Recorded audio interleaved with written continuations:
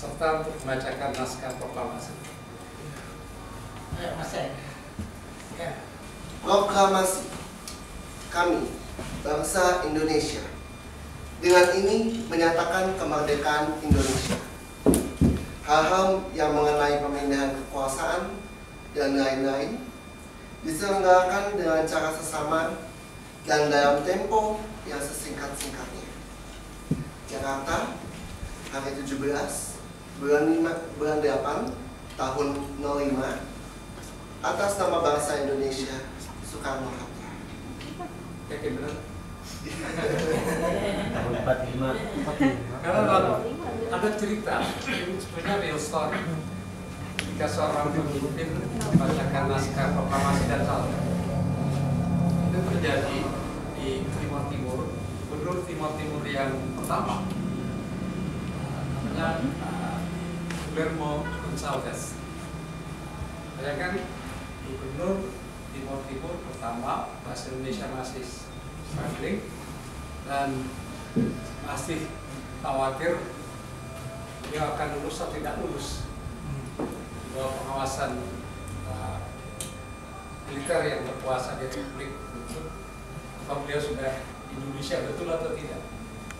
Jadi mungkin karena itu grogi membacakan naskah proklamasi salah. Jadi sebagai inspektur upacara seperti juga seringkali menteri pada pemimpin institusi gubernur juga membacakan naskah proklamasi. Dari awal sampai hampir akhir benar. Kami bangsa Indonesia dengan ini menyatakan kemerdekaan Indonesia. Hal-hal yang mengenai pemindahan kekuasaan dan lain-lain diselenggarakan dengan cara sama dan dalam tempo yang sesingkat-singkatnya. Jakarta, Agustus tahun 1945, atas nama bangsa Indonesia, Saudara Soekarno. Jadi beliau mundur ke belakang, ajudannya menyadari beliau membaca tidak lengkap, mengingatkan Hatta juga. Majulah lagi beliau 3 langkah ke depan, Hatta juga. Jadi Pak Hatta itu cuma Hatta juga. Jadi hati-hati membacakan naskah proklamasi kalau kelewatan itu. Padahal kedua beliau itu kan co-proklamator, walaupun yang membaca Bung Karno, tapi keduanya adalah co-proklamator. Jadi bukan sekedar juga. Kalimat dalam naskah proklamasi saya katakan sederhana. Dan memang proklamasi kita itu ya, dengan 2 kalimat dibandingkan, saya baru lihat lagi tadi Declaration of Independence Amerika yang 1 halaman lebih kata-kata. Jadi karena itu kalau untuk memahami makna teks proklamasi tanpa memahami bukaan 1645 akan tidak mudah. Lihat kalimat pertama. Kami bangsa Indonesia dengan ini menyatakan kemerdekaan Indonesia. Garis bawah ini menyatakan. Pertanyaannya, apakah kemerdekaan itu bisa dinyatakan? Yang mau jawab, bisa atau tidak bisa?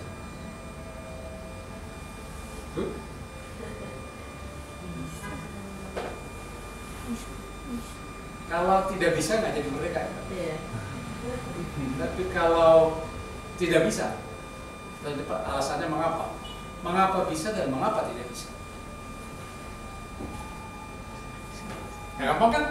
Baca sih gampang, dia tahu kita baca, tapi kalau kita lisik lagi.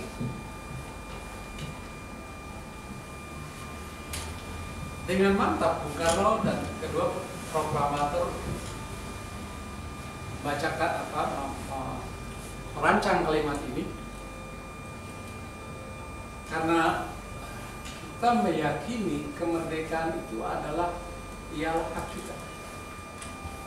Karena itu pada waktu perumusan naskah proklamasi di gedung atau di rumah milik Laksamana Maeda, Jalan Imam Bonjol nomor 30 sebelah rumah duta besar seberang besar Amerika, semula ada tuntutan dari kaum muda, para tokoh belakangan disebut sebagai Angkatan 45. Dalam angkatan itu duduk Wikana yang menculik Bung Karno dan Bung Hatta pada tanggal 15 Agustus ke Rengas Dengklok, Sukarni, Mali, India juga belakangan angkatan itu. Mereka yang mendengar bahwa Jepang sudah menyerah pada tanggal 14 Agustus, karena itu tidak sabar menanti, itu mendesak kepada Bung Karno dan Bung Hatta untuk segera memproklamasikan kemerdekaan. Ketika tanggal 16 sore mereka kembali ke Jakarta dari Rengas Dengklok, dan itu pertemuan di Rumah Laksamana Maeda untuk merancang naskah proklamasi. Kaum muda ini mendesak agar rancangan naskah proklamasi memuat kata-kata yang keras terhadap Jepang. Ya, mungkin dengan asumsi Jepang sudah menyerah, tidak punya kekuatan apa. Tapi Bung Karno dan Bung Hatta yang sebanyak pertimbangan menolak. Nah, itu ketegangan terjadi dalam perancangan. Tapi adalah Bung Karno yang menurut saya timbul yang menjadi pencatat pada cara diskusi pada sore hari perancangan naskah ini, yang mengatakan bahwa dalam buku kecilnya adalah Bung Karno yang mengatakan sudahlah, gunakan saja piagam saya pembukaan Undang-Undang 45 sebagai rujukannya. Karena itu kalau kita membaca kalimat pertama menyatakan kemerdekaan Indonesia, ya dasarnya ada di pembukaan Undang-Undang Dasar. Dalam kalimat pertama Undang-Undang Dasar, pembukaan Undang-Undang Dasar katakan bahwa sesungguhnya kemerdekaan itu ialah hak segala bangsa. That whereas people shall have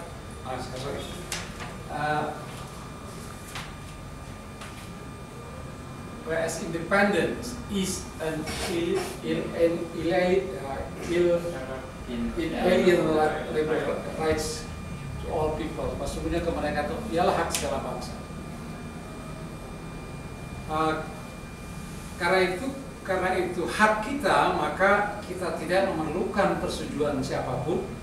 Cukup kita nyatakan, kita declare bahwa ini declare kemerdekaan kita. Itu satu. Yang kedua, kalimat kedua, hal-hal mengenai pemindahan kekuasaan. Pemindahan adalah tindak hukum sepihak, unilateral. Pada pihak lain, mengapa tidak digunakan kata serah terima kekuasaan? Serah terima adalah tindak dua pihak, yang menyerahkan dan yang menerima. Pemilihan kata pemindahan ini juga sebagai konsekuensi dari kalimat pertama. Kalau ini milik saya, benda ini seperti saya ini tadi, kemerdekaan ini hak kita, maka kita tidak memerlukan persetujuan siapapun untuk memindahkannya. Kita tidak memerlukan serah terima dari penjajah kepada kita. Jadi sesungguhnya dua kalimat serah ini merupakan esensi dari apa yang terkandung di dalam pembukaan. Karena memang arahan Bung Karno adalah sudahlah, gunakan pembukaan Undang-Undang Dasar ini sebagai rujukannya daripada berdebat tentang keras ringannya ingatan yang harus dibuat. Itu yang pertama. Dalam prakteknya, apa yang dikandung atau makna yang begitu dalam yang dikandung dalam naskah proklamasi ini, dalam proses perjuangan mempertahankan kemerdekaan dari 45-50 juga mengalami pergeseran. Tesis-tesis ini mengalami pergeseran. Dua tesis utama di dalam naskah proklamasi. Kita tahu bahwa Undang-Undang Dasar disahkan pada tanggal 19 Agustus kabinet pemerintahan dibentuk, ada 19 kementerian, termasuk kementeriannya Pak Yono, mantan Menteri Luar Negeri kita. Dengan kata lain, pada tanggal 9 Agustus pendirian negara itu lengkap. Ada presiden, maksudnya ada pemerintahan yang terdiri dari presiden, wakil presiden, dan kabinet. Ada wilayah yang dimasukkan oleh para pendiri Republik kita adalah punya wilayah bekas seluruhan bekas Hindia Belanda yang memang sejak tahun 18-an diperintah dari Batavia, termasuk Papua. Yang ketiga, kita punya rakyat. Jadi pemerintah, wilayah, dan rakyat. 3 dari 4 persyaratan akhirnya negara. Yang keempat adalah pengakuan dari masyarakat internasional, recognition. Ini yang menjadi tantangan kita dalam proses 4550. Yang pertama, tantangan terbesar adalah bahwa tadi kata kita kemerdekaan itu hakikat, tapi bukan kata dunia. Jadi jangan, maka saya katakan, bisakah kemerdekaan itu dinyatakan? Kalau saudara mengatakan bisa, itu kata siapa? Itu kata kita. Tapi apakah itu kata dunia? Tidak. Jadi itu kesulitan besar yang dihadapi, terutama pada proses diplomasi ke arah memperoleh pengakuan atau recognitions dari republik yang baru dilahirkan. Nah, yang menarik dalam sejarah menjelang berakhirnya Perang Dunia Kedua ada dua proses yang paralel. Sama-sama menciptakan satu ketertiban di satu ketertiban dunia, world order, yang akan dibangun segera setelah berakhirnya Perang Dunia. Dalam world order itu pengelolanya dirancang adalah Ikatan Bangsa-Bangsa. Pada tingkat nasional, kita merancang, para penyelidik kita BPUPKI merancang tertib nasional, national order. Menarik, periodenya hampir sama. Pada pertengahan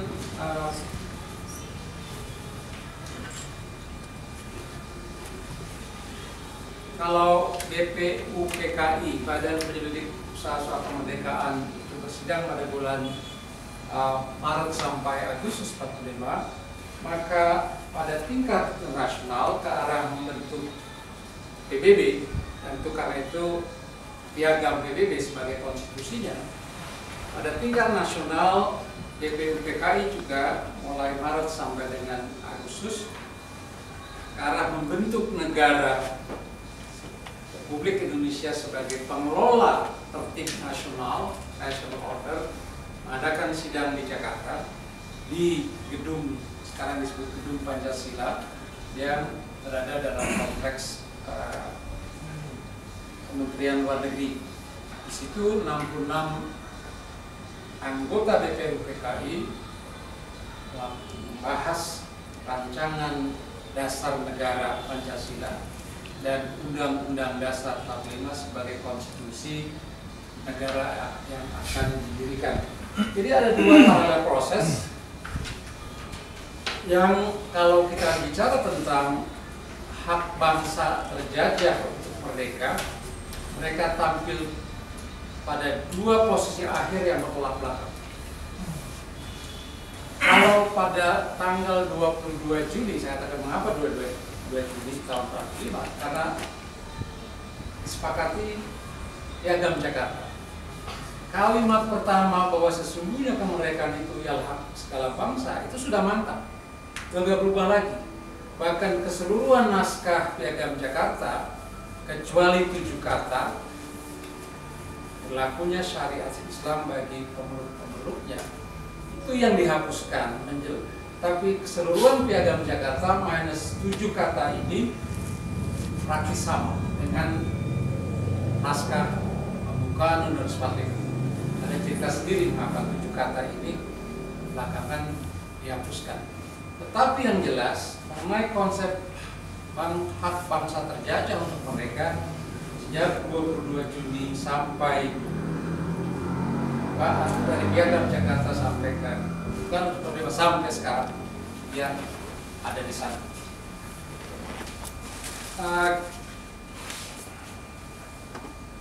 Sementara di UN Conference on International Organizations yang berakhir pada 26 Juni tahun 45 menyepakati konstitusinya PBB, yaitu Piagam PBB, sampai pada kesimpulan catatan berbeda bahwa hak menentukan nasib sendiri tidak berarti hak untuk merdeka. Di Piagam PBB artikel 1, maksud saya pasal 1 ayat 2, artikel ini memuat tujuan pembentukan PBB, dan di ayat 2 dikatakan menghormati prinsip hak menentukan sendiri, respect the principle on the self-determination of people. Tapi PBB tidak memberikan makna apa yang dimaksud dengan hak menentukan nasib sendiri. Nah, ini bisa kita cari dari dokumen persiapan, rapport preparatoire, dari naskah-naskah persidangan. Dan di situ jelas bahwa Amerika dan Australia memang ingin mengartikan hak menentukan nasib sendiri sebagai hak bangsa terjajah untuk merdeka. Tapi banyak negara, dari 50 negara peserta pada konferensi ini mengartikan, jadi mayoritas negara peserta mengartikan hak menentukan nasib sendiri sebagai maksimum self-rule. Self-rule kan otonomi. Jadi ada pengertian bahwa kemerdekaan bangsa terjajah itu bisa asal atau sepanjang negara penjajah menyepakati. Jadi by agreement, negara penjajah dan negara yang dijajah menyepakati wilayah itu. Kalau sesuatu diperoleh by agreement, dia bukan inalienable rights. Bukan, kata orang Betawi, dari solonya. Sementara para pendiri Republik kita sangat yakin bahwa sesungguhnya, pakai sesungguhnya,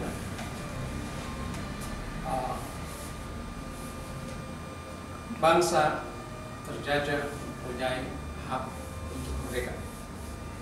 Dan keyakinan ini didasari bukan oleh pengalaman selama 300 tahun lebih hidup di bawah penjajahan dan diyakini itu bertentangan dengan pri kemanusiaan dan pri keadilan. Tapi juga diyakini dari yang bersumber dari keyakinan yang bersumber dari sila pertama, Pancasila, yaitu ketuhanan yang Maha Esa. Kalau dalam agama tidak ada perbedaan, nggak ada penjajah lebih tinggi dari yang dijajah. Tidak ada perbedaan antara bangsa yang didasarkan pada keyakinan, warna kulit, dan sebagainya. Jadi keyakinan agama ini juga menjadi satu faktor yang menjadikan para pendiri Republik kita sangat yakin bahwa itu hakikat. Karena itu kalau dilihat di pembukaan Undang-Undang 45 ada paragraf 3 seingat saya, berkat atas berkat rahmat Allah yang Maha Kuasa. Dengan kata lain, dia juga bersumber dari keyakinan akan ketuhanan kita. Jadi di samping upaya perjuangan yang tulus yang dilakukan, jadi ada inspirasi ketuhanan, tapi juga upaya yang tulus selama beratus tahun untuk merdeka. Karena itu mereka sampai pada kesimpulan, maka dengan ini bangsa Indonesia, disebut rakyat Indonesia, dengan ini menyatakan kemerdekaannya. Sementara di San Francisco pada akhir perundingan pada tanggal 26 Juni itu kesimpulan itu berbeda. Tidak ada otomatis hak bangsa terjajah untuk mereka kecuali negara penjajah menyepakati. Karena itu kalau kesepakatan dia bukan hak dari seluruhnya, bukan inalienable rights. Mayoritas anggota peserta konferensi di San Francisco ini adalah negara Eropa, dan kita tahu negara Eropa punya memiliki jajahan. Karena itu mereka mengantisipasi berakhirnya Perang Dunia Kedua untuk keperluan rehabilitasi dan rekonstruksi Eropa. Mereka memerlukan bahan mentah yang murah dan melimpah dari negara jajahan. Jadi yang lain kepentingan politik praktis juga, bukan pikiran ideal, praktis juga bahwa mereka memerlukan jajahan. Karena itu tidak sepakat wilayah jajahannya untuk dimerdekakan. Ini sebetulnya benturan, saya katakan benturan antara tatanan nasional yang kita ingin tegakkan sejak berakhirnya Perang Dunia Kedua dan tatanan internasional yang dibangun juga untuk membentuk tatanan international order di bawah PBB yang menjadikan menjadikan upaya recognition, memperoleh pengakuan dari negara-negara sebagai syarat keempat berdirinya negara, itu sangat sulit dipenuhi. Nah, kesulitan ini juga dialami tidak hanya dalam perjuangan fisik, tapi juga pada proses perjuangan diplomasi. Kita tahu kalau kita baca bukunya Kahin tentang nasionalisme di Indonesia, dua sisi perjuangan ini mereka sebut sebagai struggle and diplomacy, sebagai dua sisi dari satu mata uang. Nah, perjuangan fisiknya mulai ketika Belanda mengekor pada kekuatan sekutu yang dipimpin oleh Jenderal Lord Mountbatten yang bermarkas di Yangon, di Burma, mulai September hampir di Medan, kemudian November, 10 November tiba di Surabaya. Sebenarnya kedatangan mereka untuk melucuti tentara Jepang dan senjatanya. Nah, Belanda punya kepentingan lain. Karena juga Belanda bagian dari sekutu, Belanda punya tujuan untuk menduduki dan menguasai Indonesia. Belanda memang tidak tahu banyak tentang Indonesia semasa pendudukan Jepang. Karena semua pegawai negeri, tentara yang ditangkap Jepang itu dimasukkan ke camp. Salah satunya di Cideng. Mantan Menteri Luar Negeri Belanda, Benbot, itu teman saya. Dia berusia 7 tahun disekap di sana. Karena itu sangat sensitif bertanya ke kamu dulu Indonesia di mana? Kita ngomong trauma sekali. Belanda tidak tahu. Yang tahu tentang perkembangan Indonesia adalah satuan intelijen Inggris yang beroperasi di belakang enemy lines. Mereka lebih tahu intensitas nasionalisme Indonesia yang tumbuh dan berkembang lebih intens. Kita tahu sejak 28 Oktober sudah, atau sebelumnya 1928 lebih mengetahui pada Sumpah Pemuda, tapi juga di masa pendudukan Jepang di bawah slogan Asia for Asians, bawah payung skema kemakmuran bersama skemanya. Maka Jepang memang ikut membangkitkan semangat nasionalisme, melarang semua yang berbau Eropa termasuk penggunaan bahasa Belanda, dan ada positifnya memajukan bahasa Indonesia.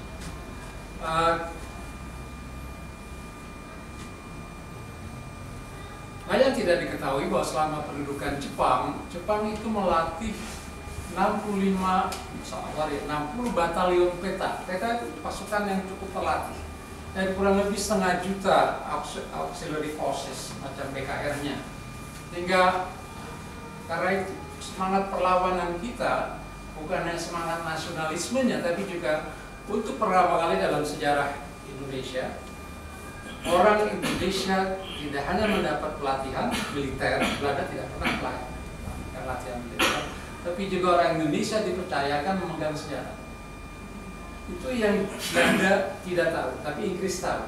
Karena itu dibandingkan Belanda, Inggris yang sejak awal bersedia mengakui kemerdekaan Indonesia secara de facto.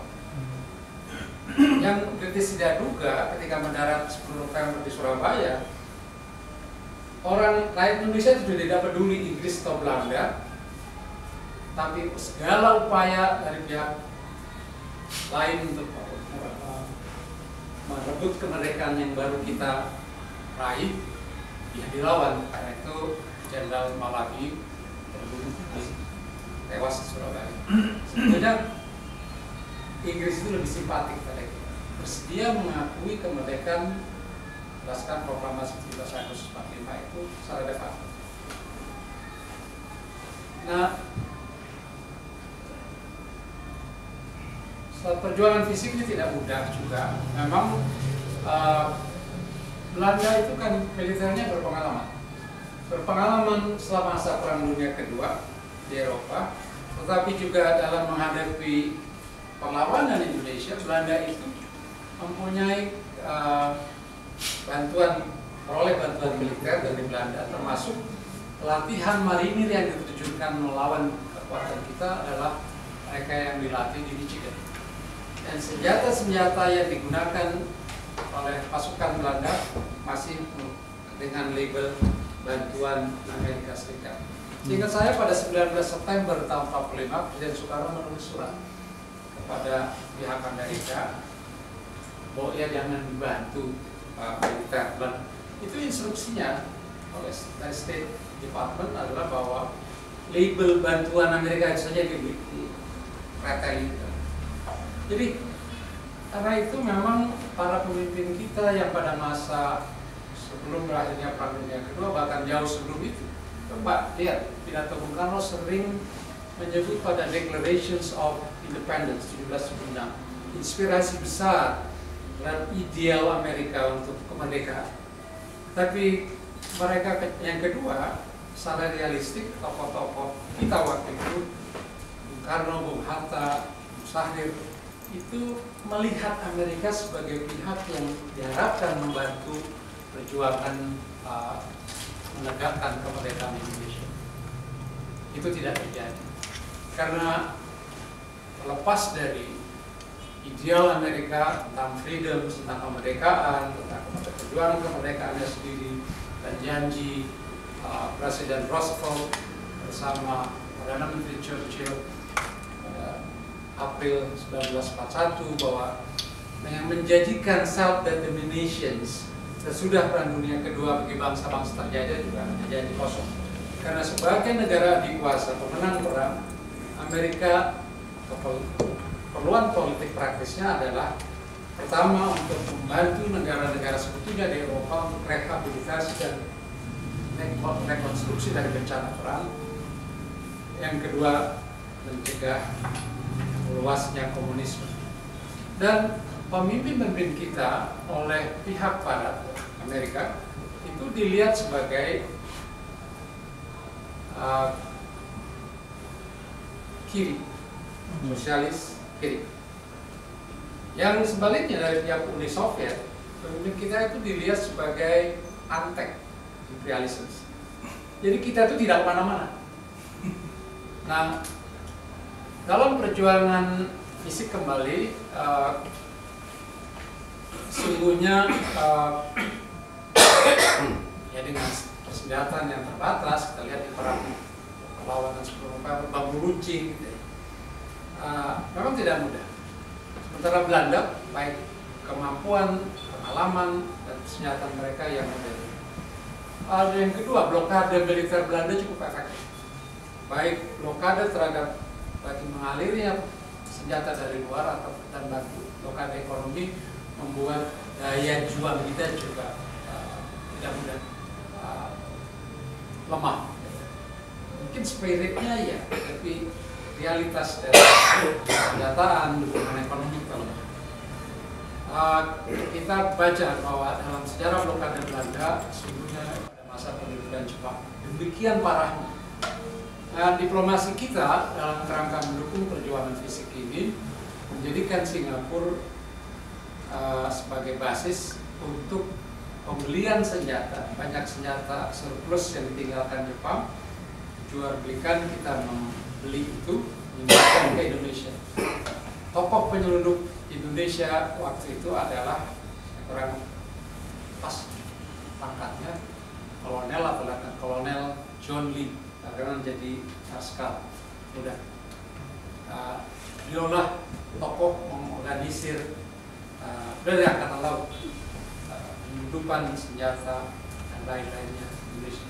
Singapura juga pernah menjadi tempat pencari dana, termasuk ada catatan yang negatif sebetulnya bahwa kita pernah menjual opium di situ untuk uangnya menopang perjuangan kita di dalam negeri.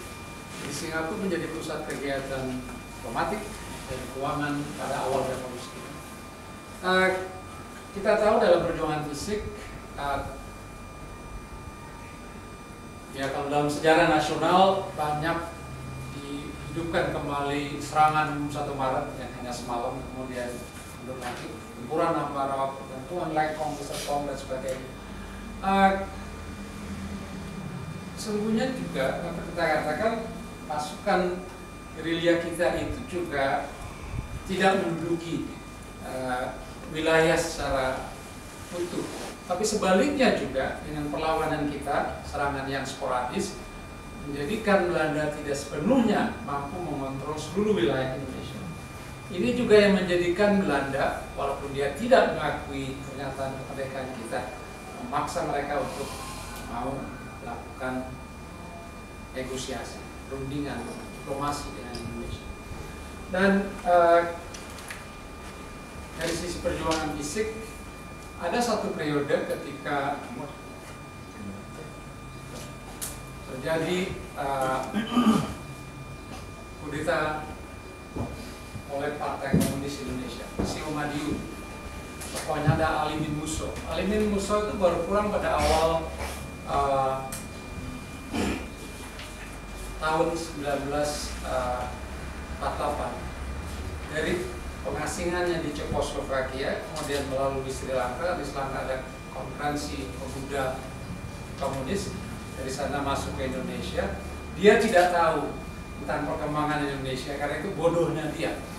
6 bulan kemudian melakukan kudeta, tapi penumbasan kudeta oleh TNI, khususnya pasukan Siliwangi yang hijrah dari Jawa Barat ke Jawa Tengah, dan berhasil menumpas karena tadi Amerika sebagai bagian dari politik globalnya untuk mengkonten komunisme, meminta Belanda untuk membiarkan TNI menumpas komunisme.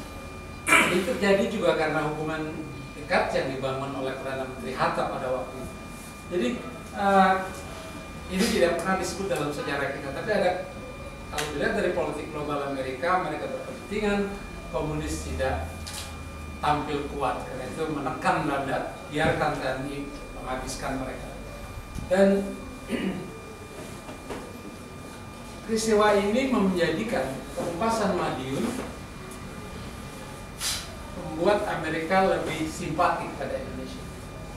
Tapi sebaliknya Uni Soviet yang sejak awal melihat para pemimpin kita itu antek imperialisme, makin tidak simpatik pada kita. Dapat diperhatikan bahwa dari 66 anggota BPUPKI, mereka terdiri dari 2 elemen ideologi di Indonesia, nasionalis dan agama. Elemen komunis tidak ada di situ, karena baik pemerintah Hindia Belanda sejak tahun 32 mengambil, maupun Jepang setelah tahun 42 mengambil kebijakan yang sangat keras terhadap komunisme. Para tokoh komunis sejak tahun 32 diasingkan ke luar negeri atau exile, dan saat di Eropa Timur, di Soviet, dan termasuk Alimin Musso yang mungkin di Cekoslovakia. Pada masa Jepang juga melakukan kebijakan yang sangat keras terhadap kelompok komunis, dan Aidit pada waktu itu melarikan mengungsi ke Cina. Jadi karena itu pada waktu berbicara tentang pendirian Republik ini, komunis memang tidak ikut serta. Karena ini sikap Rusia, sikap Uni Soviet yang agak lupa, agak hangat-hangat kubu, menolak juga tidak bisa, tapi melihat bahwa dari 45 sampai 48 tidak ada elemen komunisme dalam perjuangan kemerdekaan Indonesia. Jadi menarik, Indonesia dilihat oleh mereka dari kepentingan besar mereka, Amerika untuk membantu sekutunya termasuk Belanda untuk rehabilitasi dan rekonstruksi dan bencana perang, tapi juga kepentingan global Amerika untuk mengkonten komunisme. Dan ingat pada tahun 48 komunis Cina hampir menang, itu lahir pada saat 1 Oktober 49 Republik Rakyat Cina. Di Vietnam, Ho Chi Minh juga akan menjelang kedudukan Jepang sudah menguasai sebagai besar. Jadi kekhawatiran besar Amerika Indonesia jatuh ke tangan komunis, yang lagi ketika komunis mencoba melakukan kudeta itu yang mengubah posisi mereka. Nah, perjuangan diplomasi ini tadi kesulitan paling besar yang dihadapi adalah karena kita bukan hanya melawan Belanda, kita melawan dunia. Karena sistem politik dan hukum dunia waktu itu tidak mengakui hak bangsa terjajah, termasuk hak bangsa Indonesia untuk mereka. Tadi saya sudah uraikan bahwa piagam PBB yang menjadi dasar, menjadi aturan permainan bagi peraturan politik dunia pun tidak memuat secara eksplisit hak bangsa terjajah untuk mereka. Itu satu. Saya pernah mengatakan pada kolega saya, mantan Menteri Luar Negeri Belanda, masih sama-sama menteri, saya katakan jangan GR kasarnya. Sebetulnya kita lawan itu bukan Anda, kita lawan itu sistem politik dulu. Kalau Anda sih kecil, katakan. Karena itu Ben Watt pada tanggal 15 Agustus tahun 2005, ketika Kementerian Luar Negeri, dia menyadari bahwa karena itu dia katakan, for moral and political reasons, Netherlands recognize Indonesia's independence as of 17 August 1945. Sementara cukup lama Belanda mengatakan "You merdeka karena berdasarkan perjanjian KMB tahun 49 saya menyerahkan kedaulatan atas Indonesia kepada Anda." Karena itu konsep serah terima, konsep transfer of sovereignty. Jadi jangan heran kalau Anda student di luar negeri, banyak literatur masih menyebut Indonesia merdeka pada tanggal 27 Desember. Berapa? Desember. 27 Desember tahun 49. Jadi, nah ini memang karena kita tidak perlu salahkan. Saya katakan pada Menlo Belanda, Anda menganut sistem yang ternyata usang. Karena konsep hak bangsa terjajah untuk mereka, ya itu kan waktu itu. Tapi itu yang kita lawan, yang oleh para pendiri Republik kita sudah dari awal kita katakan hak kita, hak bangsa terjajah untuk mereka. Itu satu. Dalam diplomasi karena yang kita lawan bukan hanya Belanda, kita lawan sistem dunia, politik dan hukum dunia. Yang lainnya adalah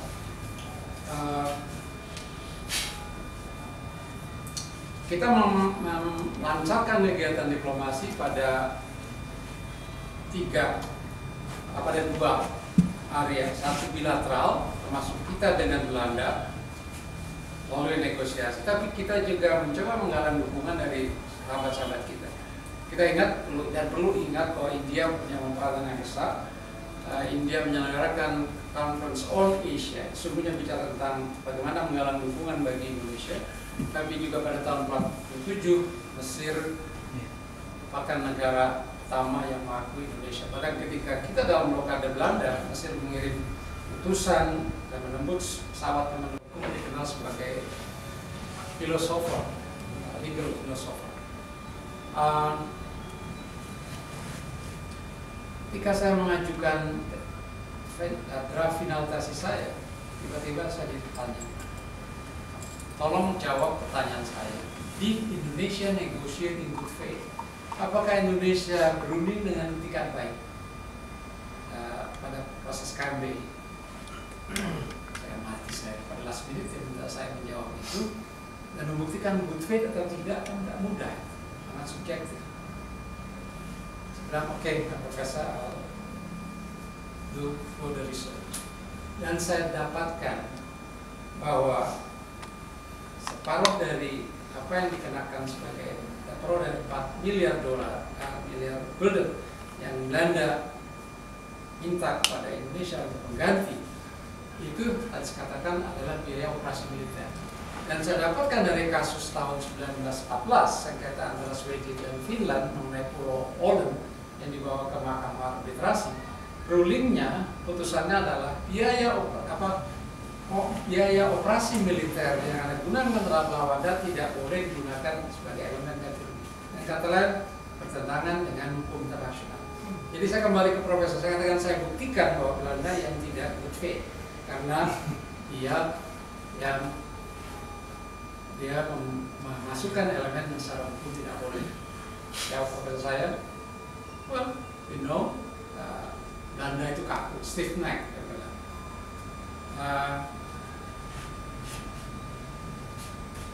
Jujurnya, profesor saya yang Yahudi ini, saya diberikan A, karena itu eligible untuk PhD. Tapi dia bilang, but I don't want to supervise your dissertation project. Kaget juga saya, udah itu bidang studi utama saya. Tahu dia bilang saya nggak mau membimbing Anda. Lihat saya kaget, dia bilang, didn't you know that Minister Van Clevers, the Foreign Minister of the Netherlands, came to this office? Jadi ternyata Leo Gross ini menjadi penasehat hukumnya Belanda. And dia bilang that all domestic jurisdiction arguments at the council were mine. Silakan.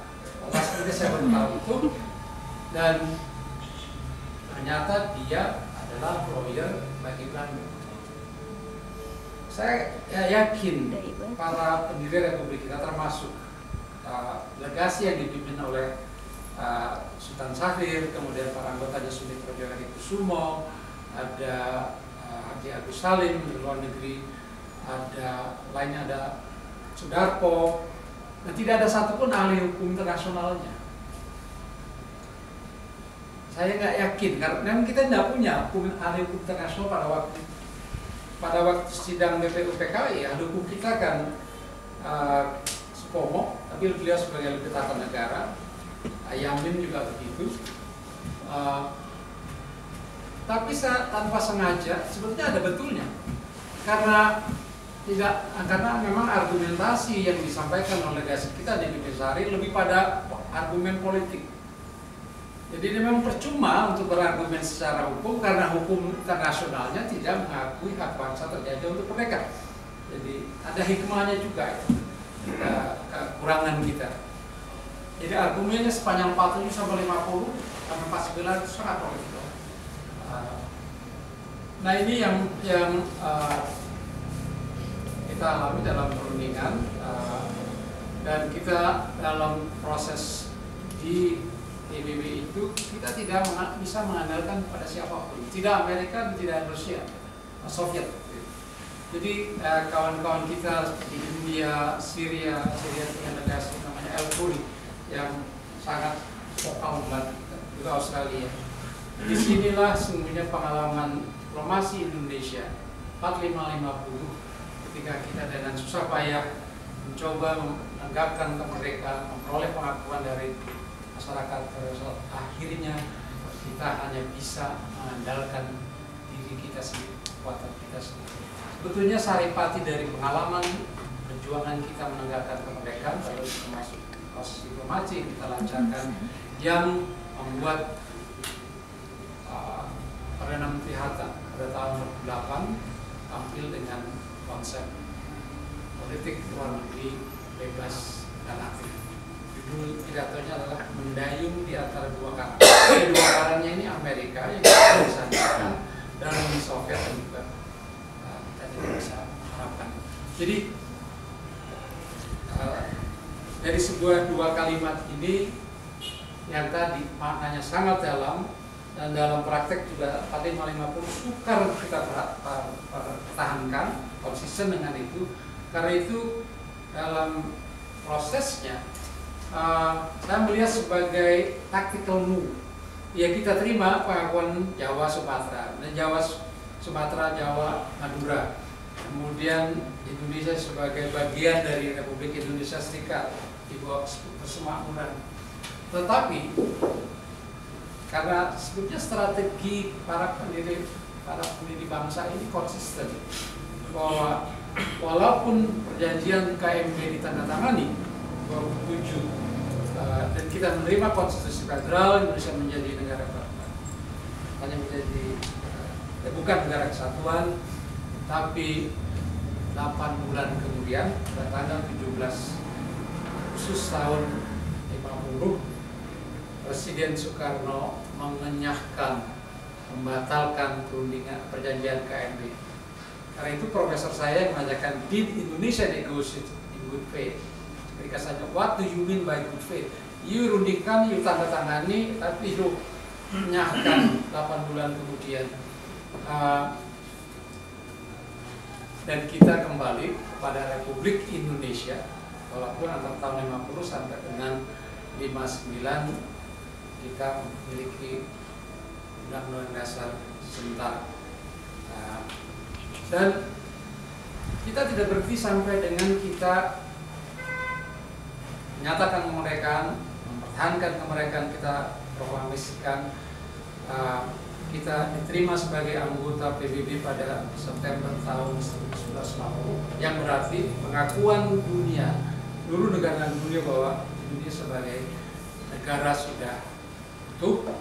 Dan berikutnya adalah sesuai dengan amanat, lagi-lagi amanat Undang-Undang Dasar, bahwa sesungguhnya kemerdekaan itu ialah segala bangsa. Oleh karena itu penjajahan di atas dunia harus dihapuskan karena tidak sesuai dengan prinsip kemanusiaan dan kemanusiaan. Ini yang menjadi amanat yang Republik yang baru lahir, artinya lahir, berhasil hidup kembali.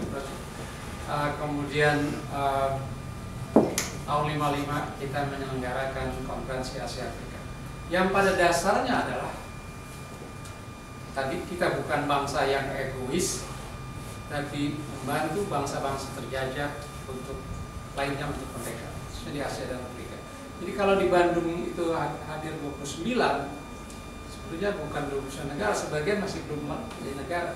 Tapi pada ketika merayakan 50 tahun Asia Afrika tahun 2005, 106 negara Asia Afrika merdeka. Jadi, tapi dari perjalanan konsep, kalau tahun 45 kita sudah bulat posisi kita bahwa kemerdekaan itu ialah hak segala bangsa, dunia, masyarakat internasional baru 22 tahun kemudian mengakui hak bangsa terjajah mereka, yaitu yang dimuat pada dokumen Covenant on Civil and Political Rights, Covenant on Economic, Social, and Cultural Rights.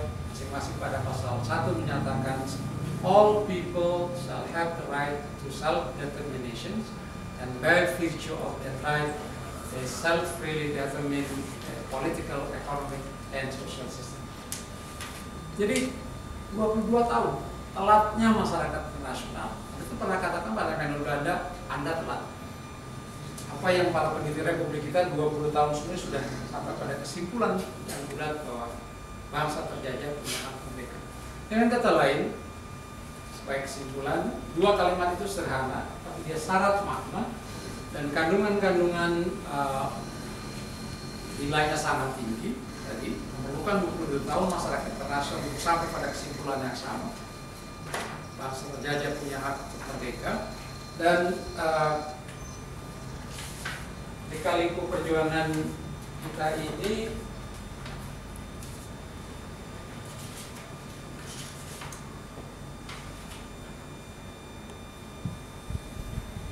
memang tadi kita sebagai tactical move kita menelan pil pahit beberapa kali dalam yang pada aslinya bergeser prinsip-prinsip yang dan makna yang dikandung dalam naskah proklamasi, tapi secara strategis kita konsisten karena setelah 5 tahun kita kembali lagi pada Republik Indonesia.